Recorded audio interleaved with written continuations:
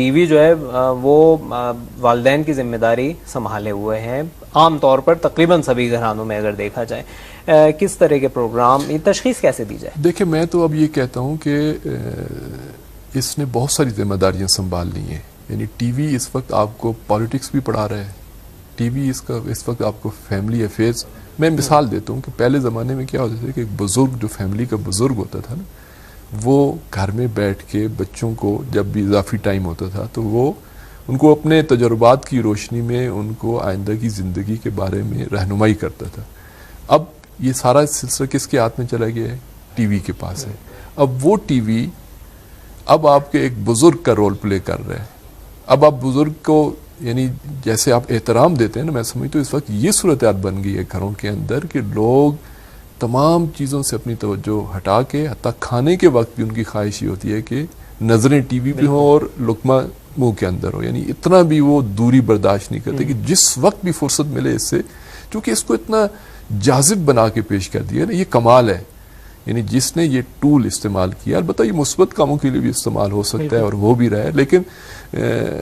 मैं एक मिसाल देता हूँ कि ये जो सेटेलाइट चैनल्स के लिए जो सेटेलाइट भेजा जाता है, उसके अगर अखराजात आम इंसान को पता चल जाए कि एक सेटेलाइट पे कितना खर्च होता है, तो फिर इंसान को समझ आती है कि भेजने वाले ने क्यों भेजा है। अगर आया उसने इंसान की खिदमत के लिए भेजा है कि वो पूरी दुनिया के लोगों को मसलन कोई मोहब्बत का पैगाम देना चाह रहा है या कोई मसलन कोई उनको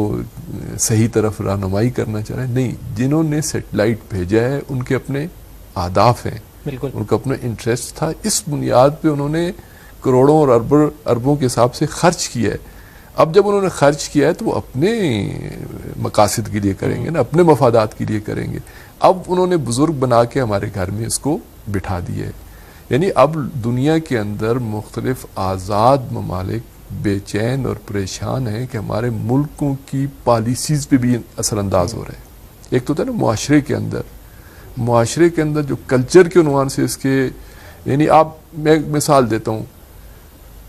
किसी भी टीवी चैनल पे, सेटेलाइट चैनल पे दुनिया के किसी मशहूर खेल, फुटबॉल की मिसाल देता हूँ, हमारे यहाँ चूंकि क्रिकेट की ज़्यादा, पाकिस्तान और इंडिया में क्रिकेट और इसकी मिसाल होती है, यहाँ पे मसलन फुटबॉल ज़्यादा है, तो चलो क्रिकेट की बात करें या फुटबॉल की बात करें। एक खिलाड़ी जिसका खेल रात को 12-1 बजे दिखाया जाता है, उसमें उसके बाल का फैशन, उसकी दाढ़ी का फैशन चंद लम्हों के लिए टीवी स्क्रीन पे आता है। असर देखें कि दूसरे दिन दोपहर तक आपको शहर के अंदर कई नौजवान ऐसे मिलेंगे कि जो उस तरह की हेयर कट करके आपको मुआशरे में चलते फिरते महसूस होंगे। यानी इतना फौरी असर है इसका कि आप जो है वो दिन अभी रात का जैसे कि आखिरी है और मतलब चंद घंटों के अंदर अंदर आप दुनिया के मुख्तलिफ इलाकों में आपने अपना एक प्रैक्टिकल पैगाम पहुंचा दिया। अब ये तो चूंकि नजर आने वाली चीजें हैं ना, लेकिन बहुत सारी चीजें जो हम नजर नहीं आ रही होती हैं, महसूस नहीं हो रहा होता, लेकिन जिसे कहते हैं बैन सतूर वही बातें मीडिया कर रहा होता है। मैं मिसाल देता हूँ, बस एक इश्तिहार के जरिए से, एडवर्टाइजमेंट के जरिए से क्या क्या पैगाम दिए जा रहे हैं, यानी मुआशरे को तब्दील करके रख देते हैं। एक मैसेज, एक इश्तिहार किसी बड़े टीवी चैनल पे कि जो दुनिया का मारूफ समझा जाता है, अलबत्ता उसको मनवाने के लिए भी जो उन्होंने काम किया है वो खुद भी एक फन है कि किस अंदाज से फलां मसलन जो है वो अमेरिकन और ब्रिटेन के और हत्ता ऑस्ट्रेलिया के और इस यूरोपीय ममालिक के बाद चैनल इतने आम हुए हैं, उनके मुल्क को कोई नहीं जानता लेकिन उनका चैनल जो है वो हर जगह पे देखा जाता है। उसके पीछे एक अपनी साजिश है। और इसमें बुनियादी चीज़ समझने के लिए कि इस पूरे मीडिया का जो एक आलमी रोल बनता है, ज़ायनिस्ट के जो प्रोटोकॉल्स हैं जो उन्होंने कई सौ साल पहले बनाए थे, उन प्रोटोकॉल्स के अंदर जिसको सबसे ज़्यादा अहमियत दी गई है वो मीडिया की है। और इस वक्त भी मीडिया के उन्वान से ये वो हकायक हैं कि जो छुपे हुए नहीं हैं,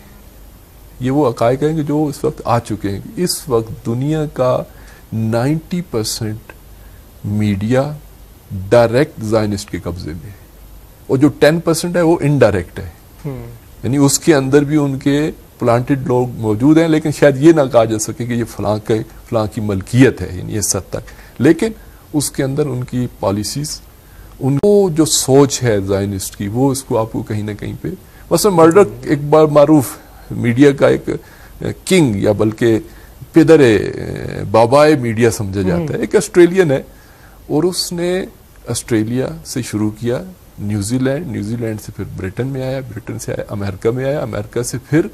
एशिया में आया और दुनिया के इस वक्त तो खैर बिल्कुल अपने आखिरी अयाम गुजारा है, लेकिन अगर उसकी सिर्फ हिस्ट्री पढ़ ली जाए कि एक शख्स जिसको ज़ायनिस्ट ने सपोर्ट किया, उसने किस तरह पूरी दुनिया के अंदर बड़े बड़े चैनल्स, बड़े बड़े अखबारात, बड़े बड़े मैगजीन खरीद लिए और जिसने मर्डक से राब्ता किया कि मैंने ये काम करवाना है, विद इन नो टाइम वो अपने मीडिया के जरिए करवा लेते हैं। यानी अगर वो कोई फैशन लेके आना चाहे, अगर कोई पॉलिसी लेके आना चाहे, अगर किसी खेल को आता मशहूर करना चाहे, किसी शख्सियत को जो है वो मशहूर करना चाहे, तो मर्डक से रब्ता करते हैं, पैसा देते हैं उसको कि ये हमें यूरोप में मशहूर करना है, हमने ये इसको एशिया में मशहूर करना है, इसको हमने सिर्फ प्रिंट मीडिया के अंदर करना है। यानी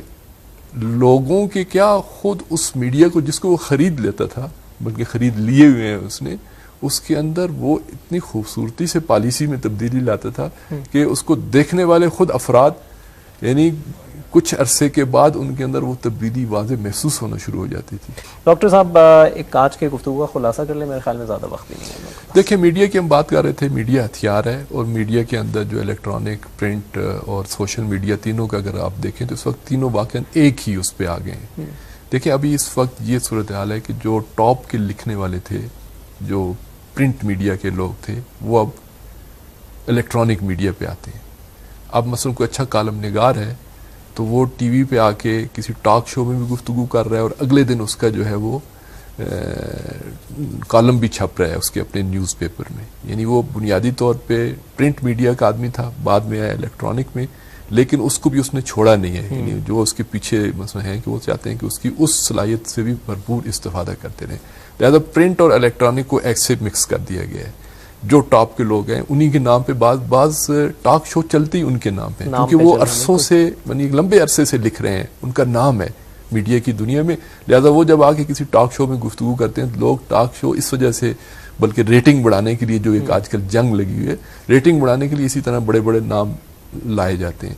अब वो बड़े नामों को इलेक्ट्रॉनिक और प्रिंट दोनों में इस्तेमाल किया जाता है। अब जब प्रिंट मीडिया कोई चीज़ तैयार करता है तो उस तैयार शुदा मटेरियल को भी मज़ीद मुख्तसर करके उसको हवाले कर दिया जाता है सोशल मीडिया के जरिए। अब वही उसके क्लिप्स बन जाते हैं, वही उसके जो है असल जो इस वक्त जंग चल रही है कि ये हथियार जल्दी से जल्दी दुश्मन के उसके गर्दन तक पहुंचे। अगर चूंकि जंग की बात कर रहे हैं ना, तो ये जंग है इस लिहाज से कि वो जो प्रिंट मीडिया से चली है अब वो सोशल मीडिया तक पहुंच गई है और सोशल मीडिया के अंदर उसको मुख्तसर करके पेश किया जा रहा है। और ट्विटर के अंदर या मतलब फेसबुक के अंदर उसका और इख्तिसार हो गया है, यानी मुख्तसर से मुख्तसर ये उसका बिल्कुल जिसे कहते हैं ना एक्सट्रैक्ट निकाल के आपको दे दिया गया है कि आपको वो टाइम भी आपका बचा रहे हैं एक लिहाज से। यानी वो उस नतीजे में क्या हो रहा है, दो चीजें इससे, एक तो वो अपना पैगाम पहुंचा रहे हैं, दूसरे जो लोगों के अंदर या हमारी नई नस्ल के अंदर एक जो मुश्किल पैदा कर रहे हैं, लोग मुख्तसर चीज़ों की तरफ जा रहे हैं, लोग डिटेल और जिसे कहते हैं गहराई में जाने के अब आदी नहीं है और ये सोशल मीडिया की बड़ी खामी है।